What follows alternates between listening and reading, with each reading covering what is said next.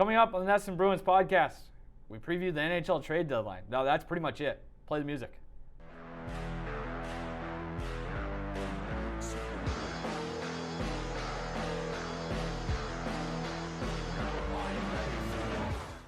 Hello, welcome. Nest and Bruins podcast. I'm Nesson.com's Mike Cole, joined once again for the first time in a while, however you want to say it, by Nesson.com's Logan Mullen. Logan, long time no see. Yeah. Quite sure. literally, I guess. Yeah. You and I are like ships passing in the night at this point. Yeah. Is that what? Is that the right use of that? Yeah, ships in the night. Yeah. So well, here we are. We're here to talk about the Bruins as we always do, and that is quite the undertaking at the moment. There's a lot going on. This is an episode in which we will preview the trade deadline, which is something we've been alluding to literally the entire season. It is finally here. We better hurry too while it's still topical. I know. Since teams are wheeling and dealing. This has been the cornerstone of our entire podcast franchise is a trade deadline show. But we will get into some of the rumors. Things are already happening, as you alluded to. Again, this could be. I mean, there's a possibility. I feel like last year this might have been the case. By the time we step out of the booth, this might not be very timely. Yeah, let's hope it is. Don Sweeney could be making a phone call right now that is going to make the rest of our conversation moot. Yeah, maybe That's pretty sad. Maybe it'll happen during the podcast and we can just react in real time. That'd be even better. That would be, well, maybe not. But anyway, the Bruins are good, still good. It feels like we've started most of our shows this year stating as much. They are the best team in the NHL. They are red hot. They have won 9 of their last 10. I think that basically encapsulates the entire time since we last met. They've won 4 in a row. It doesn't matter if they're home, they're away. It doesn't matter if it's overtime or not. They still don't have a shootout loss, but they still don't have a shootout win. But they, as they did Wednesday night in Edmonton, taking care of things in overtime has kind of saved them from having to go that route. Let's see. What else is there? Yeah, they're good. They're very good. They lead the league in points. But they have the Tampa Bay Lightning hot on their heels. As I was mentioning to you before we got started, we have never been as wrong about something as when we declared this division race over. I think that was around Thanksgiving. Yeah.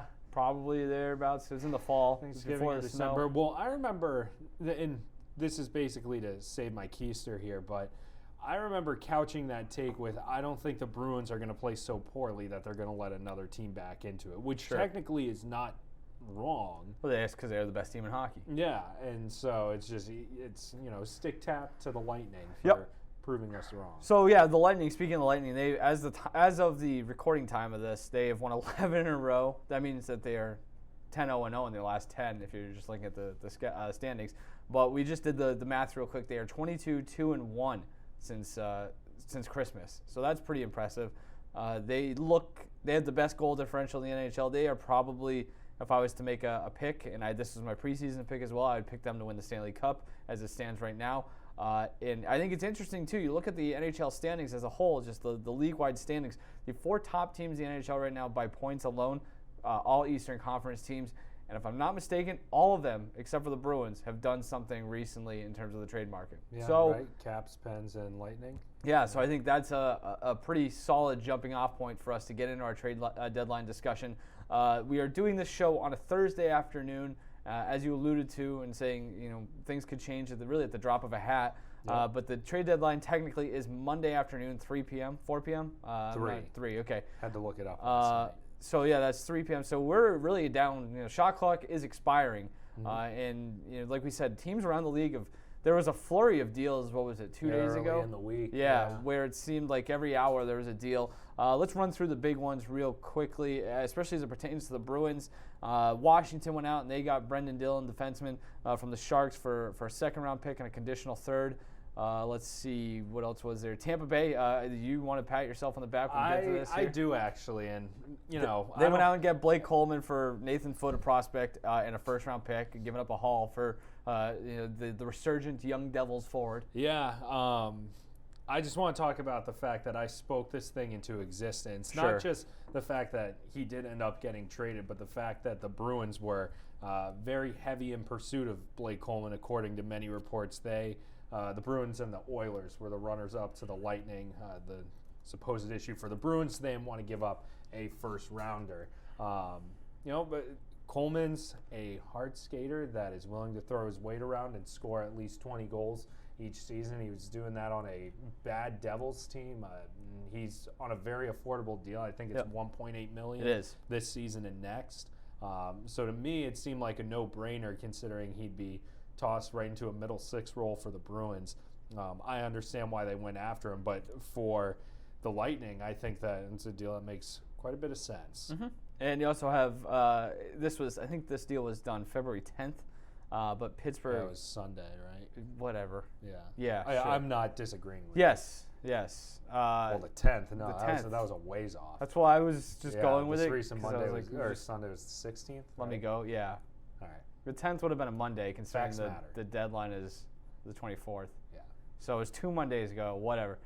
Pittsburgh got Jason Zucker from the Wild for quite a haul. They gave up Galchenyuk, prospect Kalen Addison, and a first-round pick either this year or next year.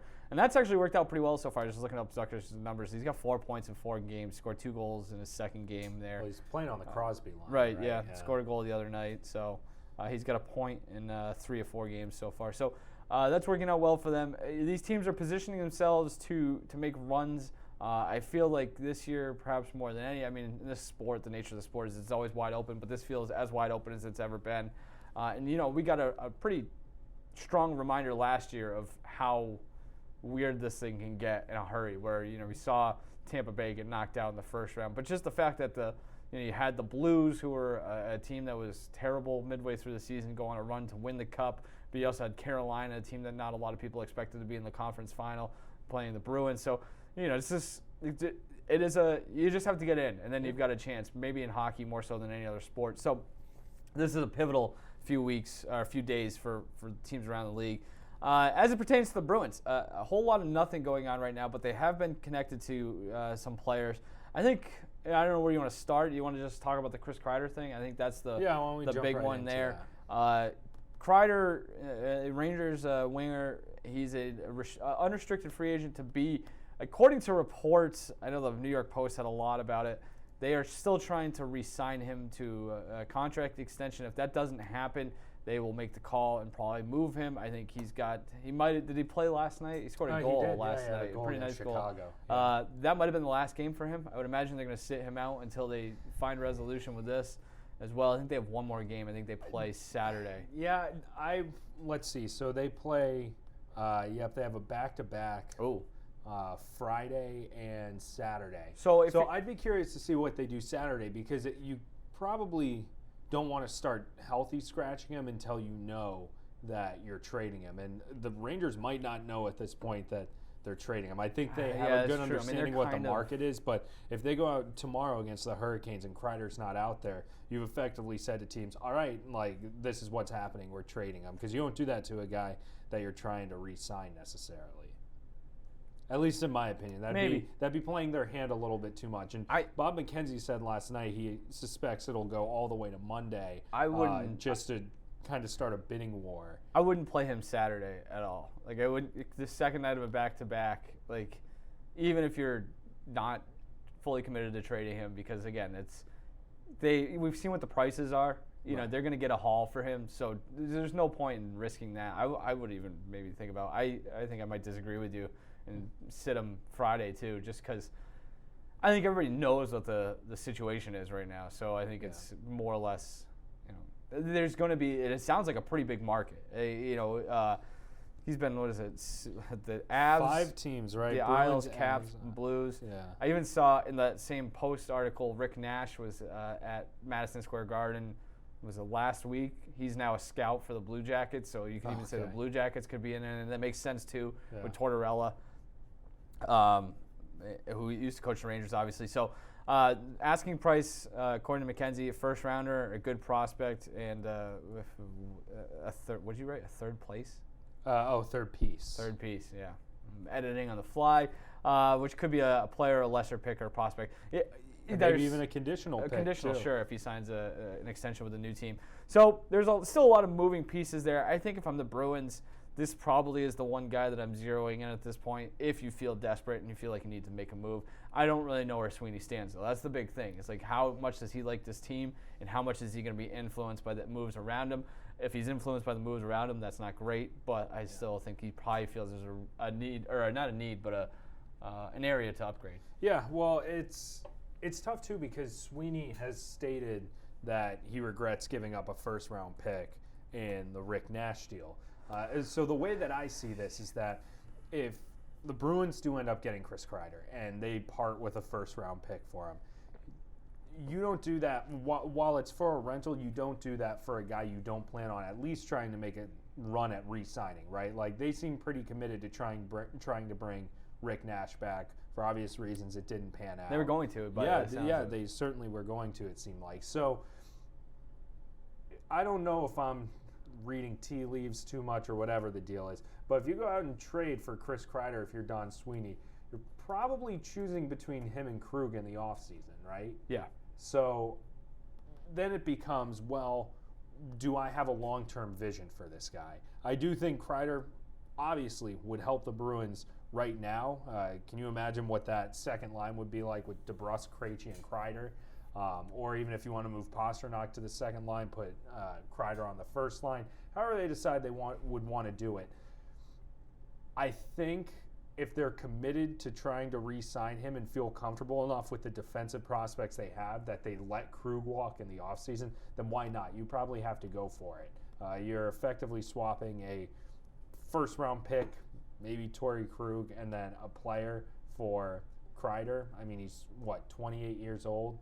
He probably won't get quite as much money as Krug will, which is a wild thing to say. But yeah, that's true. But think about it. If you're signing Chris Kreider to a 6-year deal or Torrey Krug to a 6-year deal, who's probably going to hold up a little bit better into their mid-30s? I would say Chris Kreider, right? So if you're thinking a bit more long-term or bigger picture, might be I like Torrey Krug too, but might be a bit more sound of an investment. But it depends. I mean, if you're prioritizing need, then I think Krug probably is a bigger need. You think so? Because I kind of talked myself into. But he's just a different. Grzelcyk? I mean, Grzelcyk moves up if you hold on to Vakanainen. Yeah. I don't want to turn this into a Torrey Krug future discussion because I don't think he plays into. No, but I think he's. You have to feel pretty good about Chris Kreider if it's going to come down to that, because I do think Krug is, one of those. He is a core. Like, he's a core member. Like, he is one of the guys that you build this thing going forward, whether it's, if you still want to include Bergeron in that core, I don't know if I would. But like Marchand, Pasternak, Coyle, Krug, McAvoy is kind of where this thing is going. I mean, you could probably get by if you have to let Torrey Krug walk because of business and you prioritize a guy like Kreider over that. I completely understand. But I'd be a little hesitant to do that just because of how much value I think Krug has to this entire franchise, on, off, whatever you want to say. So that is something to consider. That being said, to circle back to the Kreider thing, just the philosophical discussion in general, I'm all in this year on that seems like a fair price. Yeah, and I'm doing whatever it takes. If you think they know much better than I do, we sit here and pretend that we know something, but I trust Don Sweeney. Don Sweeney's done a pretty good job at the deadline in years past. And just go back to last year. He's got a pretty good finger on the pulse, or whatever you want to say it, of what the team needs and what's going to fit with the team. So if he thinks that this is the piece that puts them back over the top, then go crazy. I think you kind of have to look at last year and say you got a little bit lucky. Not that you get to Game 7 of the Stanley Cup Final just by luck, but you're probably going to have to go through Tampa Bay this year, so you probably have to be better. I was going to say, it's in a vacuum you can sit here and say, well, they got to Game 7 of the Stanley Cup Final last year. How much better do they have to get? But like I said, the path was a little bit easier than they probably expected, and it's a little bit easier than they can expect this year. I think it's going to be much more difficult, especially if you have Tampa waiting in the second round. Or if you end up having to play Pittsburgh, correct, or really Washington, any of the Metro teams, like the Islanders. The Islanders are geared for a run as well. So you add up all that. Add that all up, and I'm saying just whatever it takes. Even if you have to get stupid, I don't even care. Just like I'm at a certain point where this thing's not going to go on forever. And the fact that you're this good again this year after last year should have been your last kick at the can. It really should have been, and you blew it. But you got a second chance, and you rarely get a second chance in professional sports, especially one this good. So whatever it takes to get it done, I'm doing it. And you kind of just figure it out when you get there. I know that's probably a good way to get fired in the long run, but that's just how I feel about this team this year. Yeah, I mean, they're at the point where they have to capitalize on their core. I mean, they have Krejci's a free agent after next season, right? And then it's Bergeron after that, and then Pastrnak comes up, and so you have to play the long game a little bit, but at the same time, it's like you look around the league at teams that have had great runs, and then the aftermath of it, the Kings, the Blackhawks, like it's almost inevitable that these teams start to crater once that core either ages out or just moves on altogether. And so your window's here. This window that you spent years building, both from the Chiarelli era and the Sweeney era, like this is what they were building for. You accumulated some assets at least so that you can make moves at the deadline, and you sign this core. And that's the other thing is they are very fortunate that they got a bunch of guys who want to take they're playing with house team-friendly deals. Really, right? So literally, you kind of owe it to them to start going out and saying, we'll part with draft picks. We'll part with that first-round pick to get Chris Kreider or Kyle Palmieri or whoever it is. I would be really disappointed if it comes down to Sweeney not being willing to give up a first-round pick. I can kind of understand why you wouldn't want to give up your entire prospect haul for a rental, even if you are somewhat confident that you can re-sign him.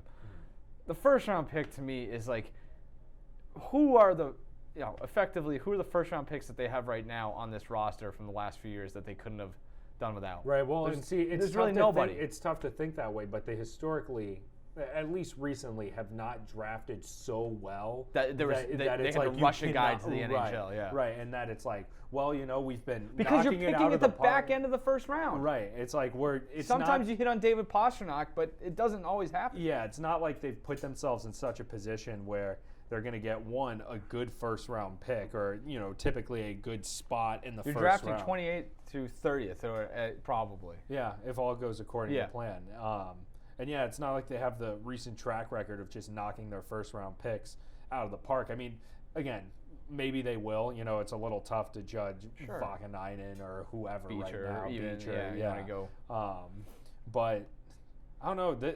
You got to go for it eventually. Like, this is what you're here for. This is why you got Patrice Bergeron and Brad Marchand and David Pastrnak under $7 million. Yep. Right. I mean, it all adds up. It's just and that's my thing is Sweeney owes it to those guys, right? Like, those guys far fewer or took far less money to stay in Boston than they would have if they had hit the open market or actually commanded what the market would have dictated for them and forced the Bruins to pay that. I mean, say what you want about how much Pasternak's elevated his game. He was worth more than whatever it is, $6.2 million or however much he's making when he signed that RFA deal a few years ago. So if you're Sweeney and you manage to get all these guys on these cheap, team-friendly, cheap air quotes, but these team-friendly deals, like, you would think he did it with the intention of, okay, I'm going to use whatever money we have left to try and make deals work. Now, it's not like they're just drowning in cap space, but it's a way to think about it. Sure. I think he's just building for the future and trying to be as cash conscious as possible. But I think when you get to reflect at the deadline and say, how are we going to approach this? That's where that comes into play, where it's like, well, we are in a fortunate position, and I do like that idea of, like, a guy like Patrice Bergeron, who's taking less than market value, or Marchand, who is a top 10 guy in the Your entire the sport. top line is not taking market value. Yeah, you kind of owe it to these guys to kind of use those resources in a different way to benefit them. So it's something it's interesting, and it's a consideration to consider, something to consider moving forward. I do think it's interesting too, just real quick on the Kreider thing. Bruins clearly, and Sweeney obviously feels comfortable dealing with the Rangers. I'm looking at his trade history since February of 2018. So really in the last 2 years, he has made 3 trades with the Rangers. So he clearly feels pretty comfortable with Holden, and Holden, and McQuaid. Oh, McQuaid, the McQuaid deal. The Camphor deal. Camphor deal, right. So, Jeff Gordon, he's got the Bruins ties. Jeff Gordon, of Springfield College grad school alumnus. So that is something that they feel comfortable with. Don't be surprised if you wake up one morning to see this deal. I think that's what happened with the Nash deal. I think got announced on like a Sunday morning at like 9:30 in the morning. Did. So I'm sure they're talking. I'm sure it's come up. I think that's an interesting thing. I'd like to get down to a press conference at some point and ask this question myself.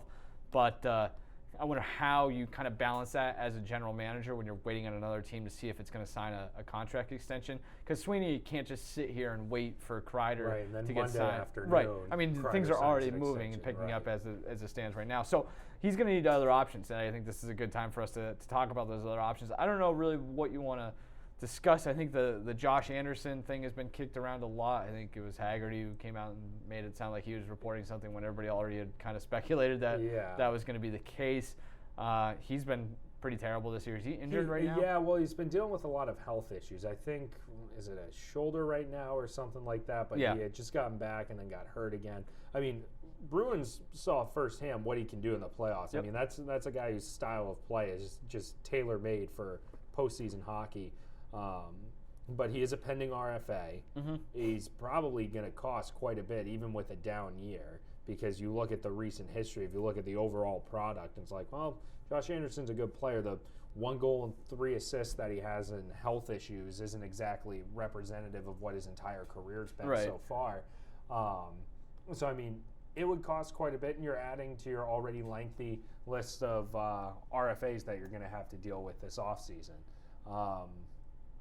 I understand why there's interest, but the biggest thing for me would be the health. If the price is going to be, as Friedman says, a similar return to Coleman. Yeah. Ugh. Yeah, I mean, you would think that the Columbus would be able to get first rounder for Anderson. I mean, he's a young player coming off a 47-point season. I don't know. I mean, they probably could get that. Is it a shoulder? I'm going to double check. But yeah, I mean, if I'm the Bruins, I'm probably just the biggest thing for me is his health. Like if I'm shoulder, I mean, they again, shoulder can linger too. We've talked about it already, but I mean, they got burned on Rick Nash, and they gave up a first-round pick for that. And it's like the Rick Nash thing was a head injury, which even though he had a history of that, like you couldn't plan for what ended up happening with him. Like if Josh Anderson has had lingering health issues already this season, like you can plan for that. So. Maybe they get Jarmo Kekalainen on the phone and get a bargain-ish because of his health issues, but I don't think that they will. And so he hasn't played since December 14th. So I understand the concern there. Yeah, maybe a condition-heavy type of deal, which is, I don't know, is there a lot of precedent for that, where it's if this guy plays 85% of the remaining games? Season or anything like that. So the last update was early February. So he's been skating. He's been practicing, I think, if I understand this correctly. So I don't know. But are you giving a first-round pick and a prospect for a guy that hasn't played since December? No, unless you're giving me, like I said, unless there's a conditional thing to it, or I've looked at 17 different MRIs and X-rays and feel confident about it. So I have a hard time believing that you get that kind of access. So that's probably going to be a no for me.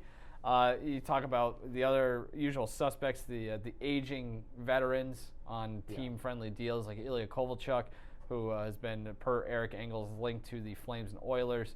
Drager says it could be a second-rounder plus a sweetener is something he wrote in our notes. Second-round plus. Sure. That's not something I'm going to do if I'm the Bruins, considering you had a chance to make it happen. It's not like the Bruins and Canadians make great trade partners, right? So I don't think Mark Bergevin's going to go out of his way. But does that matter right now? Because they're basically done. But do you want to help a rival? Like, I guess that's bad business. It is, but again, I mean, I would do it because I am smarter than Mark Bergevin.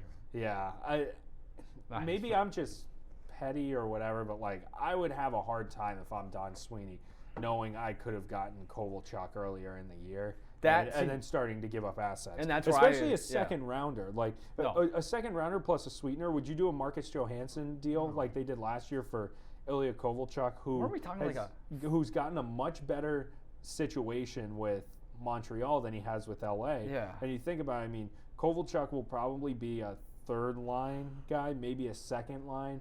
guy. They I probably try him doubt at second line just to see if he like probably Yager. wouldn't get quite as much like power play time as he's getting in Montreal. Like it's a different situation. So if you put him back on that, bottom six situation that he was essentially in with LA, like are you going to get the LA version of Kovalchuk, which was a disaster? Yeah.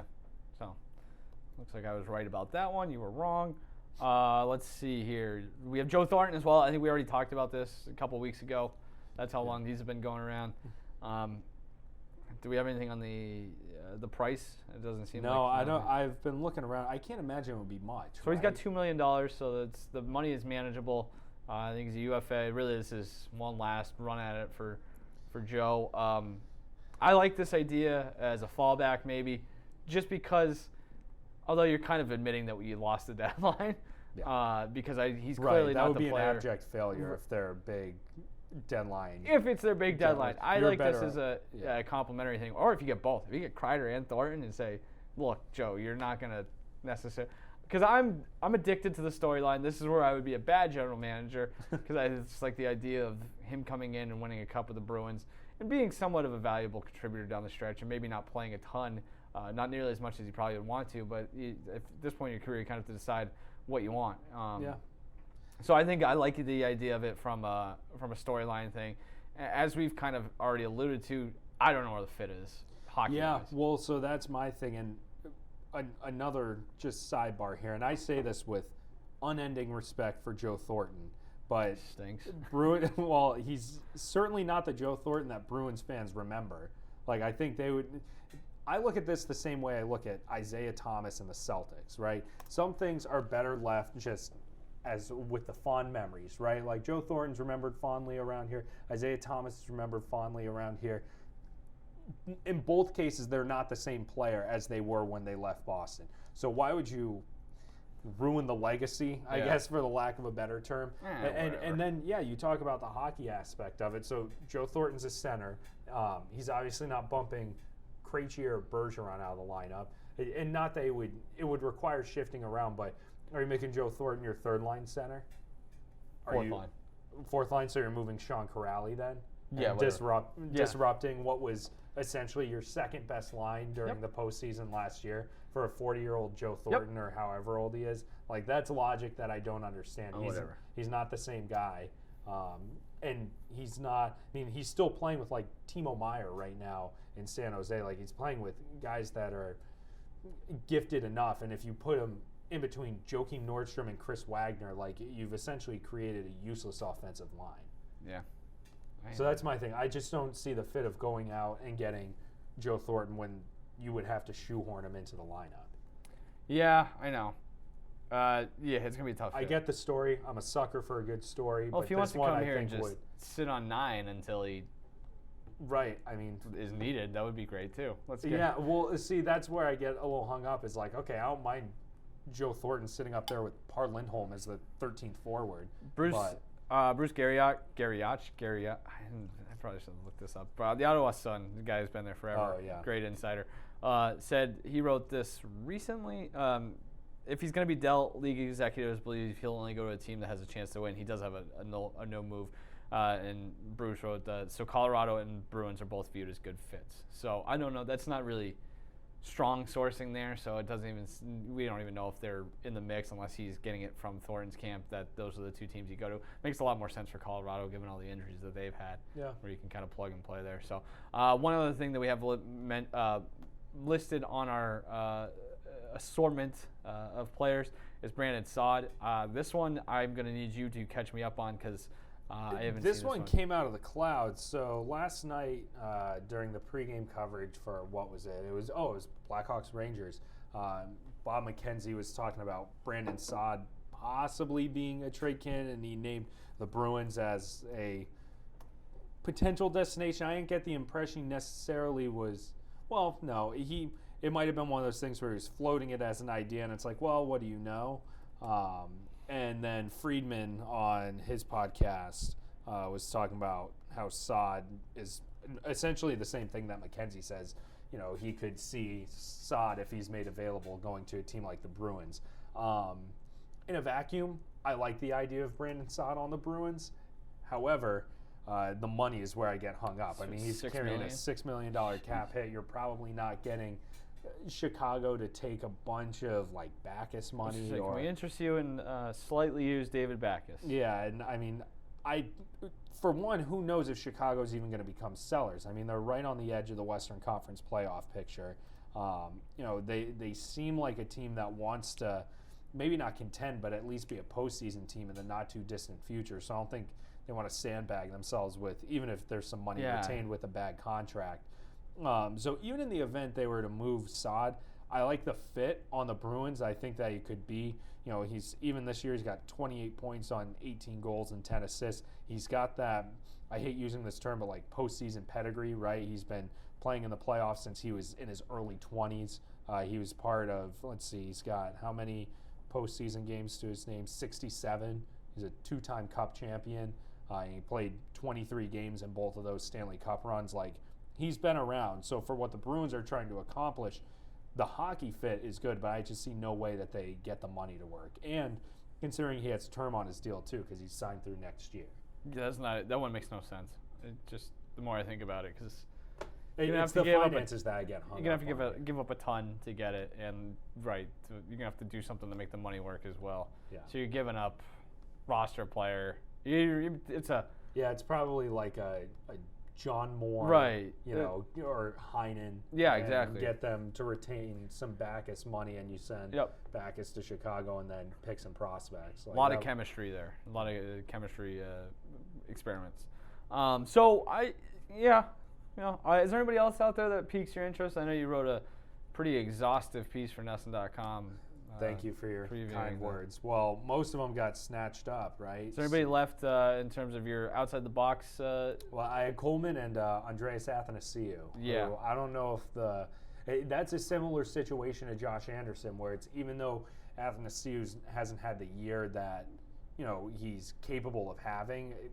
Say what you want about the guys that he's playing with. I think his usual line mates have been like Luke Glendening and Valtteri Filppula. Yeah. But I don't think that Steve Yzerman is just going to hand him over because he's still an RFA that has a very good history of being a decent top six talent. He's young too. He's young. So even if they do trade him, which I don't think is impossible, it would take a haul. And so, are you willing to do a Blake Coleman plus type deal for Andreas Athanasiou? Maybe if you think you can put him in a situation where he'll thrive. You put him on that second line with Krejci, that's a little bit different. But then do you think you can re-sign him? So then it becomes that whole thing. So I'd be more I like the fit a lot. I think he could be a very nice piece, and I think that he's just in a bad situation in Detroit. But I could see the cost being a bit off-putting. Yeah.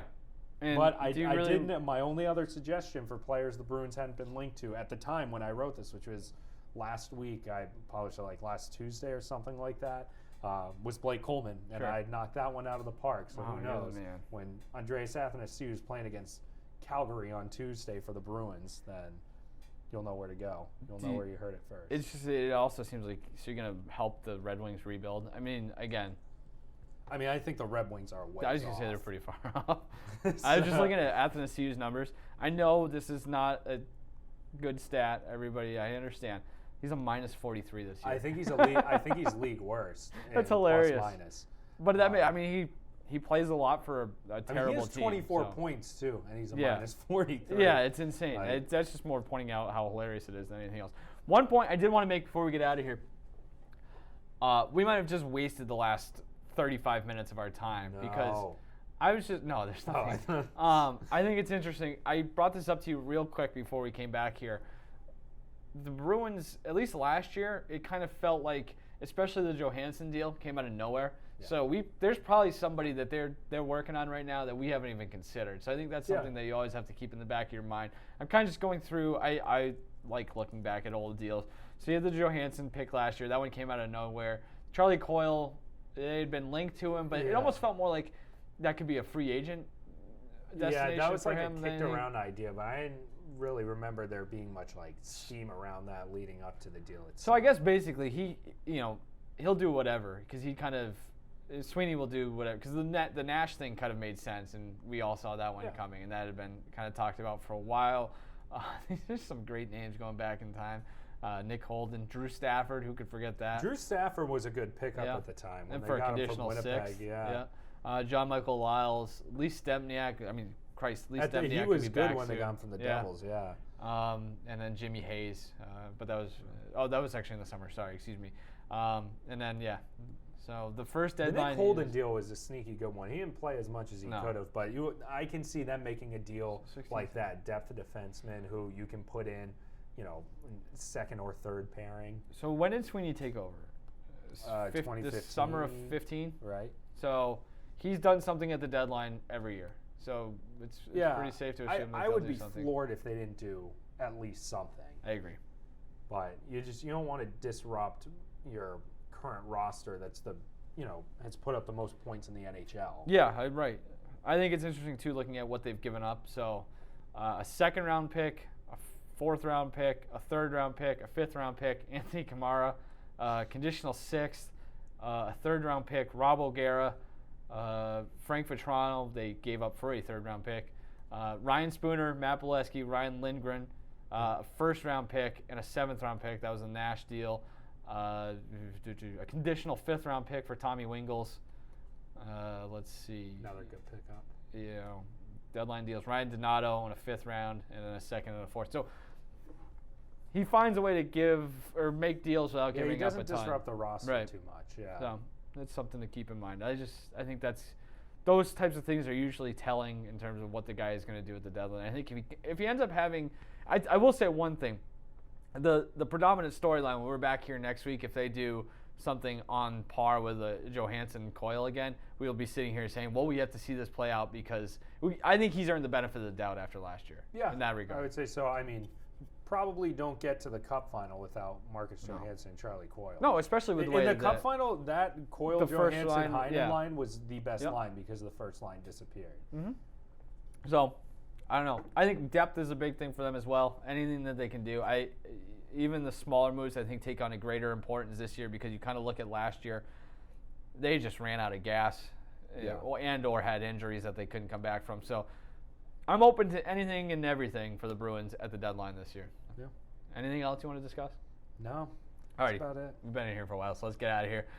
You and I will be back at some point next week to discuss and kind of break down what happened with the trade deadline. How Chris Kreider fits into the lineup, how Andreas Athanasiou fits into the lineup. It is funny, too. We are in the midst of this, the teeth of this schedule that we were talking about a couple of weeks ago. They're on the Western Canadian trip, and then you start looking ahead into March, if you want to call the 29th of February March, for all intents and purposes. Islanders in there, the Lightning. Let's see here. My computer's frozen up. They have the Maple Leafs in that run as well. So it's, we're getting into the grind here. So it'll be really interesting to see what this team looks like in a week. So we will reconvene at that point and discuss and preview the rest of the season as we do here on the Nesson Bruins podcast. Logan, it's been a pleasure as always. Likewise. All right, we'll be back again next week, hopefully. Talk to you then.